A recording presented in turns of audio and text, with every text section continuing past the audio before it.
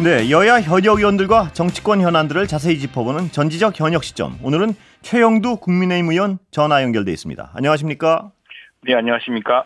예, 지난주 토요일 날이요. 네, 계엄부터 네, 탄핵 네. 소추안 가결까지. 예, 탄핵 네, 소추안 지난 토요일 통과되지 않았습니까? 어떻게 보셨습니까? 이 전체 상황에 대한 총괄평을 한번 해주시죠. 정말 국회 정책으로 정말 위기 상황을 정치에 드러났다는 점에서 이게 참 우리 더구나 여당으로서는 정말 얼굴을 들 수가 없습니다. 그런데 어쨌거나 국회가 신속하게 계엄 해제의 내관을 함께 풀었습니다. 계엄 내관을 해체했고, 그래서 지금 그 사이에 우리 당은 이제 이런 탄핵이라는 그 지난 8년 전에 있었던 사태를 되풀이하지 않도록 하기 위해서 예측 가능한 정치 일정으로 근데 대통령의 이제 그 이선호 물러나고 퇴진하고 그것이 언제 시점이다. 그다음에 거국당이 구성되어서 대선을 준비하는 그 사이에 이제 정치적 안정과 또 국방 이런 것들을 거국당이 맞는 이런 걸 생각을 하고 탄핵은 피하자는 생각이 이제 지난주까지의 일이었고요. 그런데 스스로 대통령 스스로도 이제 모든 임기라든가 모든 문제를 당에 맡기겠다. 또 계엄령에 대한 정책 법적 책임을 다하겠다 했기 때문에 당시에 그걸 이제 여야 간에 이제 협의해볼 여지가 좀 있었는데 여당은 뭐 탄핵 외에는 방법이 없다. 야당은 그렇게 이제 계속 몰아붙였고 또 12월 12일 무렵에는 대통령 기자회견을 통해서 탄핵이든 수사든 피하지 않겠다 하면서 정치적 이제 합의 일정을 배제시켜 버렸죠. 그러면서 어쨌든 이제 참 노웨이 아웃 다른 출구가 없는 상황이 되어서 법적으로 이제 해결할 수 있는 방법밖에 없다. 이제는 헌법과 법률에 따라서 해결할 수밖에 없다는 이제 이런 상황에 이르게 됐습니다. 안타까운 점은 국제금융시장이라든가 이런 쪽에 대해서도 탄핵 역시도 앞으로 향후 길게는 6개월 동안 지난 8년 전의 사태를 볼 때 또 거리에서의 극렬한 또 충돌 또 탄핵 표결이 물론 예측 가능하다고 생각하지만 또 이게 어떻게 날지 뭐 이런 데 대한 불확실성이 지속될 것이기 때문에 그것보다는 훨씬 빠른 정치 일정의 제시 이것들이 더 시장에는 좋다라는 반응이었는데 어쨌거나 지금은 뭐 다른 길이 없이 이제 수사와 탄핵 재판이 이루어질 밖에 없게 되었습니다. 저희들은 이제 최의원님 헌법과 잠깐 법률에 따라서 너무 길게 제가 질문을 드릴 게 좀 몇 가지 많아가지고 하시죠. 한 질문에 너무 길게 답변을 하시면 제가 시간이 좀 그래서요 지금 말씀하셔가지고 좀 여쭤보고 싶은 게 지금 이제 탄핵의 어떤 과정에 돌입했습니다. 그런데 지금 말씀하셨지만 국제사회의 어떤 이 한국을 보는 불확실성, 불안감 이런 건 정말 엄청나게 증폭돼 있고요. 그렇습니다. 이런 상황에서 이 절차를 빨리 마칠 수 있게 여야가 합심해서 하는 게 가장 중요한 거 아니겠습니까? 어떻습니까? 그건 뭐 제가 헌법과 법률을 따라야 된다는 것은 어느 정치인도 예외가 될 수 없습니다. 어느 정치 지도자도. 그건 뭐 이재명 대표도 마찬가지고. 그리고 지금 뭐 대통령이 스스로 재판과 수사를 당당히 받겠다고 했습니다. 이렇게 하고 이게 이제 헌법적 쟁자 이제 비소추인으로서 지금은 이제 대통령의 권한이 중단된 상태로서 대통령의 신분은 있지만 사실상 이제 비소추인의 자격입니다. 말하자면 형사재판으로 치자면 피고인의 자격이기 때문에 피고인의 이제 방어가 이제 이야기되고 있는 시점이고요. 어느 경우든 헌법과 법률에 따라서 신속하게 이루어져야겠죠. 그렇습니다. 그렇다면 그 과정을 위해서는 지금 일단 헌법재판관을 빨리 추천하고 빨리 임명해서 절차를 좀 가속하고 해야 될 텐데 그 절차에 대해서는 동의하십니까? 빨리 지금 권한대행의 임명을 빨리 해야 된다. 근데 이게 지금 이 국면 잘라서 보면은 그런데 이게 지금 그동안 정치 위기를 부른 또 다른 한 장면입니다. 뭔가 하니까요. 벌써 9월부터 우리가 헌법재판관 3명을 추천하자고 했습니다. 국회가. 근데 민주당이 미뤘어요. 이게 이제 국회의 3명은 여당 1명, 야당 1명, 그리고 1명은 국회 공동, 여야가 합의로 추천한 몫인데 민주당이 그 오랜 전통과 이 원칙을 깨고 2명을 추천하겠다고 했습니다. 그러면서 강조하니까 이제 우리가 아니 국회 원칙대로 하자. 우리가 당신들이 소수당이고 우리가 다수당일 때도 최 의원님. 뭐 그렇죠. 그랬는데 그것 때문에 늦어졌고요. 그리고 지금 이제 권한대행 체제로 넘어가면서 그러면 헌법재판관을 임명할 권한이 있느냐는 문제 논란이 되었는데 이 논란도 어떻게 보십니까, 최 의원님은? 이 부분은 뭐 그건 뭐 헌법재판소에서 결국 결정이 될 것이라고 보는데. 임명 권한이 있는지 없는지요? 그럼요. 예. 헌법재판소의 권한이라 보고 여기에 대해서는 이 논란을 또 불러일으킨 사람도 8년 전에 민주당이었습니다. 그 당시에 그러니까 지금 최의원님 제가 이제 맞습니다. 그래서 제가 말을 쭉 들어보세요. 예, 그래서 그런 논란이 있었기 때문에 그 당시에 그 사람들이 그런 이야기를 했습니다. 권한 대행은 재판관을 임명할 권한이 없다. 예, 그런 것들이 이제 지금 논란을 부르고 있는데 이 역시도 이제 헌법재판소에서 어떤 결론이 있으면 그 결론은 무조건 따라야 된다 생각합니다. 그러니까 제가 여쭤본 중심 뭐 여당이 어떻고 야당이 어떻고 이걸 여쭤보는 게 아니고 지금 일단 그런 것들이 지금 정치 위기를 부른 거 아닙니까? 탄핵 절차에 대해서 빨리 진행하고 빨리 할 수 있도록 여야가 어떤 합의점을 빨리 찾아야 된다는 데 동의하시는 거죠? 헌법재판관이 우선 구성이 되어야 되고요. 그런데 그 헌법재판관이 지금 구인체가 구성되지 않았던 이유의 상당 부분이 지금 야당에게 지난 3개월 동안 있었다는 것을 강조하는 것이고 그렇습니다. 그리고 또 지금 권한 대행이 헌법재판관을 임명할 수 있느냐 마느냐 이 문제가 8년 전에 민주당이 그대로 주장했던 내용입니다. 그런데 이제는 그 약간 경우가 다르다는 것까지 제가 지적 안 드리겠습니다. 결국 뭐냐면 대통령 몫이냐 헌법재판관에 대해서 헌법재판소가 아마 이 문제에 대한 결론을 내리면 그대로 다 따라야 된다 생각합니다. 헌법재판소가 결론 내리면 그거 빨리 따르고 빨리 진행을 해야 되는 언론에는 동의하시는 거죠. 이 어떤 탄핵 절차가. 마찬가지로 제가 이야기하지 않습니까? 헌법과 법률에 따라 누구도 예외가 없어야 됩니다. 그렇게 한다면은 이재명 대표의 재판도 3개월 내에 끝내야 되고 그렇습니다. 2월 15일 날 그런 전제하에서 서로가 이야기해야 된다 생각합니다. 제가 어느 쪽 얘기를 하는 게 아니고 이 어떤 언론은 빨리 탄핵이 진행되도록 여야가 빨리 어떤 협조를 해가지고 이 절차를 가속화시켜야 된다는 데는 동의하시는 거죠. 이 불확실성을 제거하기 위해서는.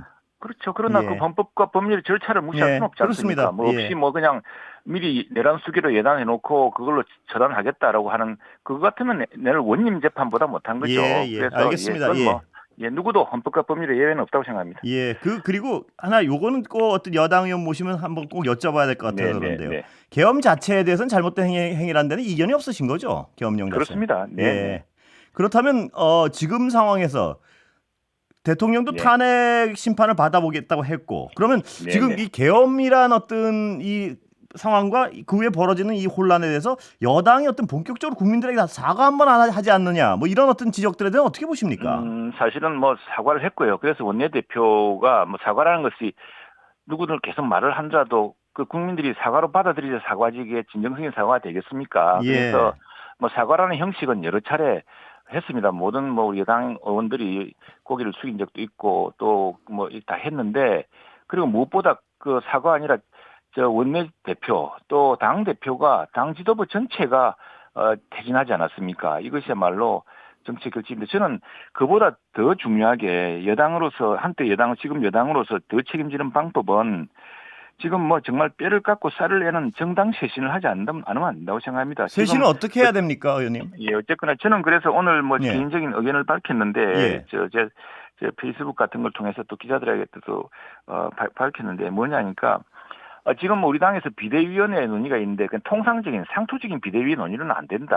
이건 뭐냐면은 정치 위기까지 이런 우리 여당으로서 이 정당의 혁신 그리고 무엇보다도 이런 이 탄핵 소추 기간 동안 이 국민을 분열시키지 않고 지금 이런 탄핵 소추에 이르기까지 정치의 위기가 배태된 배경이 있지 않습니까? 그런 배경을 지금 지금 여러 언론에도 나오고 있지만 외부의 학자들이라든가 시민단체 우리 사회의 원로들이 이야기하는 어떤 이야기가 있습니다. 정치 개혁을 해야 된다 이제는.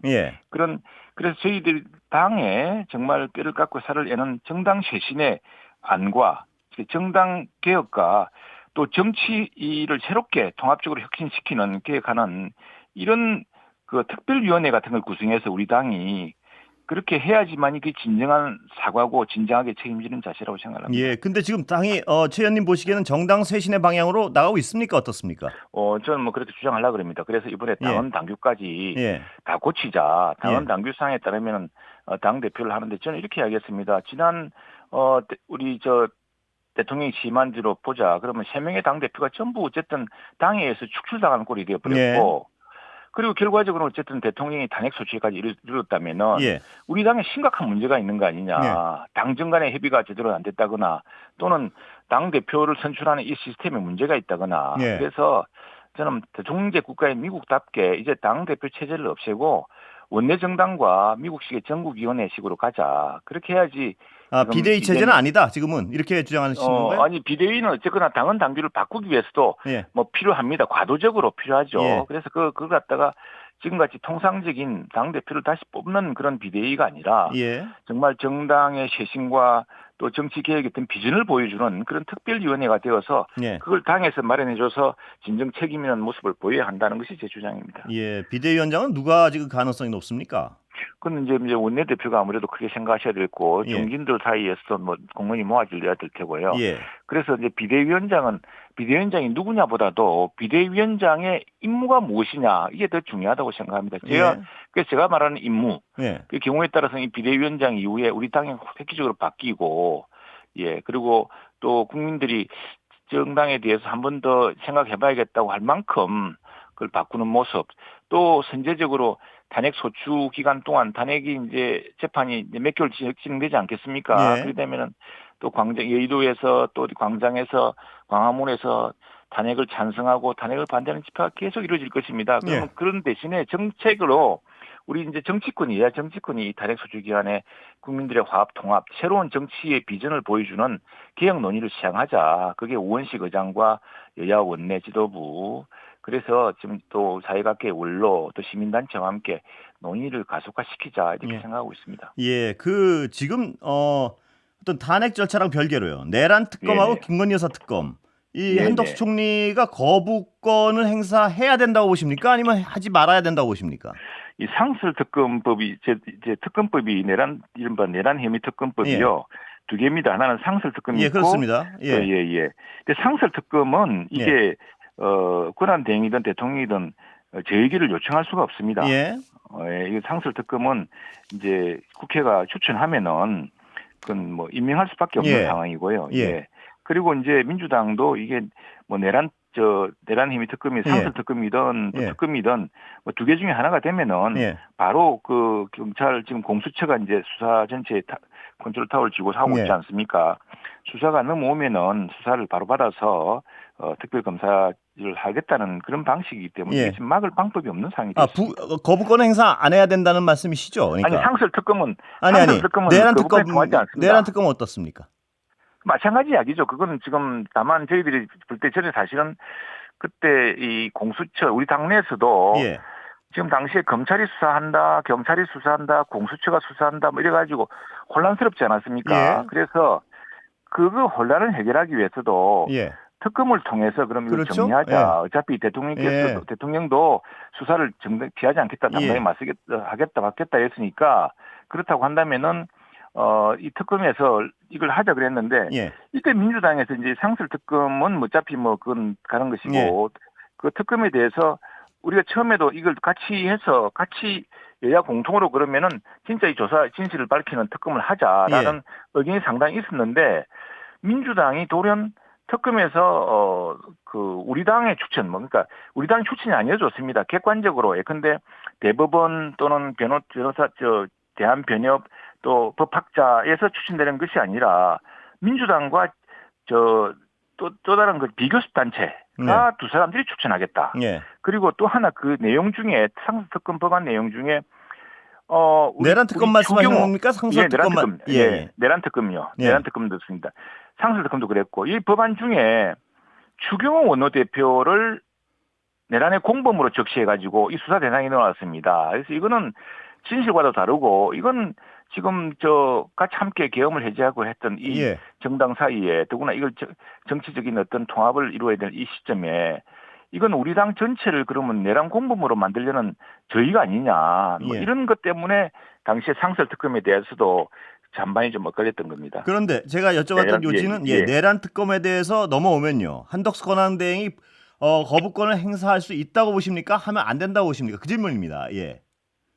그럼 우리 한동훈이랍니다. 예. 한덕수 권한대행이 판단하실 건데. 예. 최 의원님의 의견을 여쭤보는 겁니다. 예. 어쨌든 상설특검이는요. 상설특검은 제2결권을 해결할 수 없기 내란 때문에. 특검 여쭤보는 겁니다. 예. 그 부분도 그런 속에서 판단하시겠죠. 이게 실질적인 효과가 있는 것이냐 이런 문제가 있기 때문에 그건 뭐 그렇게 정무적 판단이 있을 거라 생각합니다. 예. 네. 그때 뭐 저는 어느 경우든 이제 상설 특검이라는 형식으로 이루어지기 때문에 예. 어느 경우든 그 차이가 별로 없는 상황입니다. 없는 상황인데 다만 우리가 특검이 공수처와 이 수사를 통해서 이루어질 것들을 조금 더 정교하게 다듬고 할 수 있는 조사가 될 수 있을 텐데 그 조사의 방법이라든가 이게 되어서 민주당이 일방적으로 하고 또 여기에 우리 당 원내대표까지 넣어서 내란의 공범으로 만드는 사안에 대해서는 좀 시정 조치가 있어야 된다고 생각합니다. 예. 원내대표였던 그 의결 당일의 행위에 대해서는 어떻게 생각하십니까? 그러면 제가 그 부분 좀 여쭤볼게요. 지금 아마 나 못 봤는데 지금 뭐 우리 당시에 우리 단체 대화방이 다 공개됐다면서요? 예.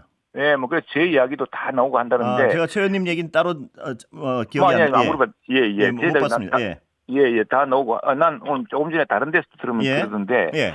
근데 이게 뭐냐니까 당시에 저는 사실은 그 집안의 장례식 때문에 마산에 갔다가 못 들어가셨죠? 예, KTX로 이제 9시 출발해서 12시 넘어 도착하면서 뭐 도착해서 했는데 한 50분 내지 10분 상관으로 그냥 표결이 끝난 뒤였습니다. 다음을 타고 넘어갔는데. 그런데 그때 내가 이제 마산에서 올라오면서 갑작스러운 계엄 소식에 이게 처음에는 가짜 뉴스인가 생각했다가 그다음에 동선이 어떻게 되나 우리 단체 대화방을 계속 보고서 어디 상황이 될지를 파악을 했는데 그 당시에 원내대표가 계속 의총 소집을 한다. 그것은 애길이 회의장에서 하겠다. 국회 의사당 내에서 한다. 그런데 이제 일부 의원들이 저쪽이 막혀서 못 들어오게 한다. 이게 사실은 당시에 경찰 그 통계 일지에도 나오는데요. 한 11시부터 30분 동안은 국회의원들을 출입시켜 주었습니다. 그랬는데 11시 30분 이후에 굉장히 철동같이 통제가 되면서 저 같은 경우도 시민들의 도움 없이는 또 경찰이 제지를 뚫고 몇 차례 제지를 뚫고 간신히 들어갈 수 있었거든요. 그런데 그래서 못 들어가니까 많은 의원들이 못 들어간다 어떻게 할까요? 뭐 들어갈 수가 없습니다. 그래서 그러니까 당사로 갔다 뭐 이랬던 것입니다. 약간 그래서 내가 얘기는 뭐냐면요. 근데 이제 제가 하나만 여쭤보겠습니다. 민주당 의원들은 어떻게 그렇게 많이 들어갔습니까? 같은 시간에? 민주당 의원들이 우리 숫자가 훨씬 많지 않습니까? 2배 많습니다. 아니 그 비율로 봐도 압도적으로 많이 들어가지 않았습니까? 대개 민주당 의원들은 지역구가 다 서울 수도권이 많지 않습니까? 그리고 저희들은 이제 지역이고 이제 이런 게 많은데 저만 하더라도 마산가 있다 올라오는 것이고 그랬는데 어쨌거나 저희들도 결과적으로 보면은 국회로 몰려온 숫자가 거의 비슷합니다. 저희들 당사에 나중에 남아있던 숫자가 50명 되고 표결에 참여한 숫자가 18명이고 저까지 포함해서 한 30명 정도 의사당에 있었기 때문에 제가 하나만 여쭤보겠습니다. 그 추경호 당시 원내대표가요. 지금 급하니까 대단히 위급한 상황이니까 국회로 당장 모이자고 분명한 어떤 지침을 밝혔으면 상황이 좀 다르지 않았겠습니까? 아니 밝혔습니다. 밝혔고 무엇보다 당사로 가라 왔다 갔다 하지 않았습니까? 아니 그거는 우리 건순뱅크가 모르고 하시는 소리인데. 아니 몰고 가긴 뭘 몰고 갑니까? 제가 이거 팩트에 대한 모르고 하는 이야기는 모르고 하는 이야기인데. 모르고요. 뭘 모르고 하는 얘기입니까 제가? 그 당시에 추경호 원내대표가 의원들에게 보낸 문자가 다 있습니다. 문자가 기록이 있기 때문에 그건 해야 되는 대목이고 제가 하나만 더 강조하고 싶습니다. 지금 외국에서 가장 그나마 우리 민주주의 복원력에 대해서 그나마 기대를 하는 까닭은 뭐냐면 마이클 샌들 교수가 얼마 전에 매일경제 인터뷰 이렇게 하겠습니다.